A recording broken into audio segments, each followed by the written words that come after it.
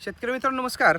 आज आपल्या 7 फुटाच्या लागवडीला 34 दिवस पूर्ण झाले आणि 34 दिवसामध्ये फुटव्याची असलेली परिस्थिती तुम्ही बघू शकताय. हा आपण रोप लावलेलं आणि या ठिकाणी आता जवळपास 1 2 3 4 जवळपास 4 फुटवे आता या 34 दिवसाच्या लागणीत झालेत.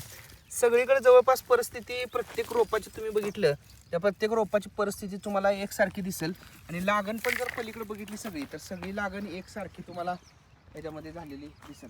आता नेमकं काय केलंय ह्या 7 फुटाच्या सरीमध्ये अंतर बघितलं तर 2 रोपातलं अंतर आपण 1 फूट ठेवले. 34 दिवसामध्ये काय काय कामं केलेत बघा. 34 दिवसामध्ये आपण गन्ना मास्टर किटचे ह्याला आळवणी झालेली आहे. 2 आळवण्या झाल्यात. आता एक फवारणी आपण आज घेणार आहोत. दुसरी महत्त्वाची गोष्ट रासायनिक खतांचे डोसेस जे आहेत ते 2 वेळा ड्रिपमधनं ह्याला दिलेत. एकदा मायक्रोन्यूट्रिएंट आणि सल्फरचं ड्रेंचिंग ह्याला करून घेतलेलं आहे. आता ह्याला आपण PSB आणि KMBची मात्रा देणार आहोत आणि ॲसिटोबॅक्टर आहे ते स्प्रेमधनं देणार आहेत.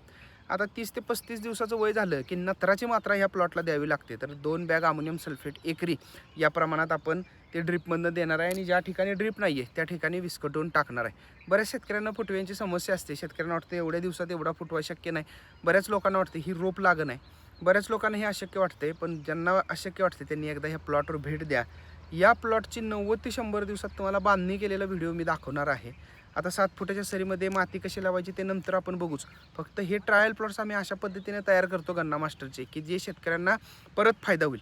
तर तुम्हाला कसे वाटते ही लागण? आजचं लागणीचं वय 34 दिवस आणि 34 दिवसात बऱ्याच ठिकाणी 4 5 काही ठिकाणी 6 देखील फुटव्या आपल्याला पाहायला मिळत आहेत. कशी लागण वाटते जरूर सांगा.